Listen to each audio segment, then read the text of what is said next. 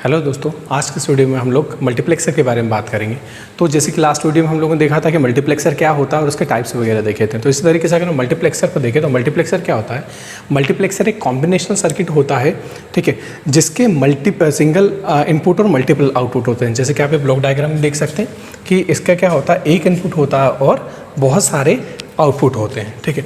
इसके अलावा जैसे देखिए तो क्या है, it is just a complement of the mux. तो जैसे जो हमारा मक्स होता है, जो मल्टीप्लेक्सर होता था, डीमल्टीप्लेक्सर क्या होता है, जस्ट उसका उल्टा ऑपरेशन परफॉर्म करता है, ठीक है। और इसको हम डेटा डिस्ट्रीब्यूटर भी कहते हैं, ठीक है, डेटा डिस्ट्रीब्यूटर और डीमक्स भी कहते हैं। तो जैसे हमने ये कहा कि मल्टीप्लेक्सर के बारे में हमने देखा था कि मल्टीप्लेक्सर क्या होता था।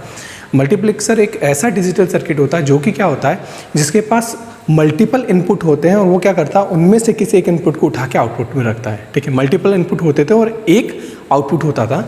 जबकि अगर हम डीमक्स की बात करें तो यहाँ पे क्या होता है, एक सिंगल इनपुट होता है और मल्टीपल आउटपुट होते हैं। यहाँ से आपका डेटा आएगा, अब इसमें से आप क्या करेंगे, इनमें से किसी एक पर्टिकुलर पे आप सेलेक्ट करके आउटपुट देंगे, ठीक है। जैसे यहाँ से आपका इन्फॉर्मेशन आ रहा है, डेटा आ रहा है, तो आपको इसको Y0 या Y1 या Y2 पे आप दे सकते हैं। और किसकी मदद से देते हैं हम लोग, ये सिलेक्शन लाइन की मदद से देते हैं। इसके बाद जैसे अगर हम इसके टाइप्स की बात करें तो ये हमारा 1x2 का हो सकता है, मतलब एक इनपुट 2 आउटपुट, एक इनपुट 4 आउटपुट, एक इनपुट 8 आउटपुट, एक इनपुट 16 आउटपुट, और इसी तरीके से और भी हो सकते हैं।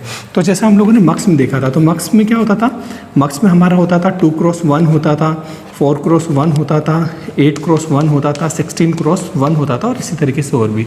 तो अगर हम इन दोनों को देखें तो डीमल्टीप्लेक्सर क्या होता है, जस्ट उल्टा होता है किसका, हमारा मल्टीप्लेक्सर के, ठीक है। तो ये हमारा इसका ब्लॉक डायग्राम है।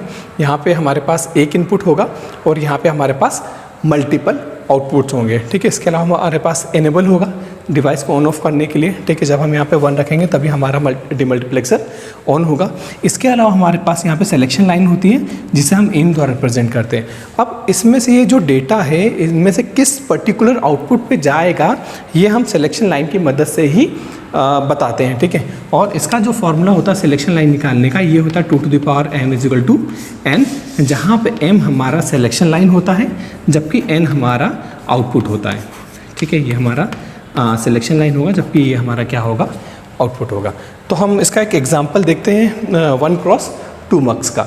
तो जैसे कि अगर हम 1x2 डीमक्स की बात करें तो यहाँ पे हमारे पास जो इनपुट होगा, इनपुट कितना होगा, 1, और आउटपुट की अगर बात करें तो आउटपुट कितने होंगे, 2। तो इस तरीके से हमें एक और सिलेक्शन लाइन की ज़रूरत पड़ेगी जो कि होता है हमारा m।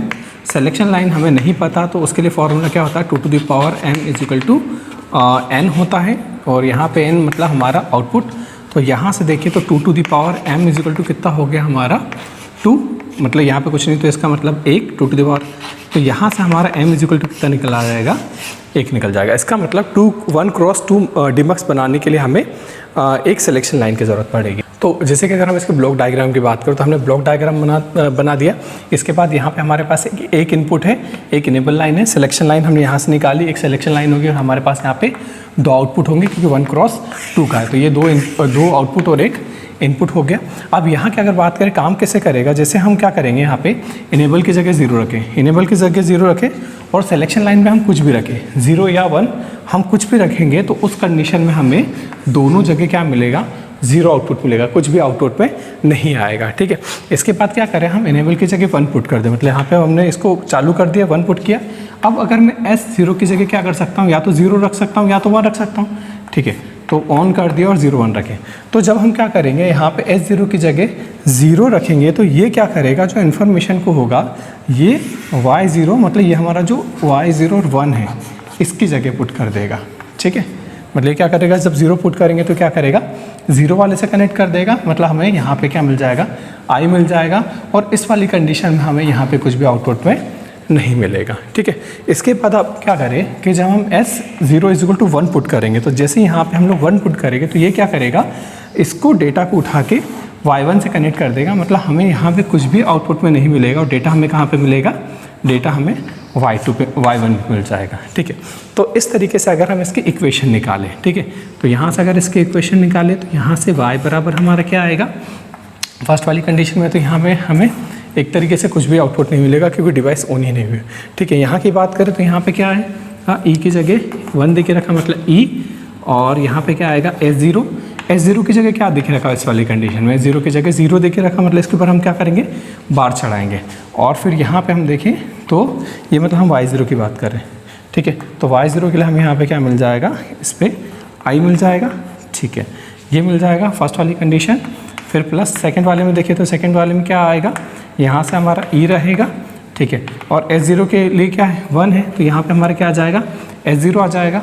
और y0 की जगह क्या है, यहाँ पे हमारा 0 देखे रखा है, ठीक है, तो ये आ जाएगा। इसी तरीके से यहाँ पे देखिए तो ये 0 के साथ मल्टीप्लाई होगा तो ये पूरा का पूरा क्या हो जाएगा, ये वाला 0 हो जाएगा। तो यहाँ से आउटपुट क्या आएगा, e S0 का बार, और यहाँ पे i आ जाएगा।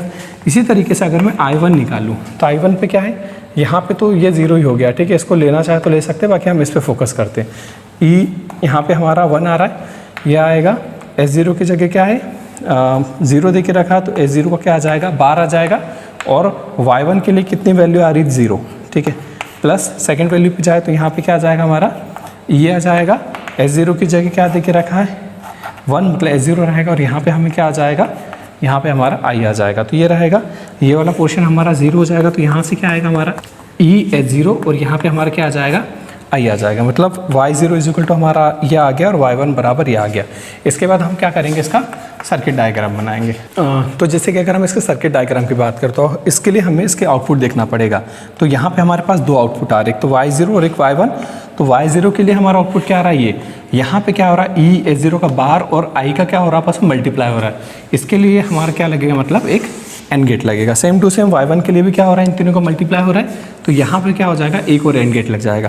फर्स्ट वाला किस किस से कनेक्ट है, एक तो e से कनेक्ट है, दूसरा S0 के बार से, तो S0 के बार, और तीसरा हमारा i से, तो ये हमारा i हो जाएगा। इसी तरीके से इसकी बात करें तो एक तो e से कनेक्ट है S0 से, और इसके अलावा i से कनेक्ट है, ठीक है।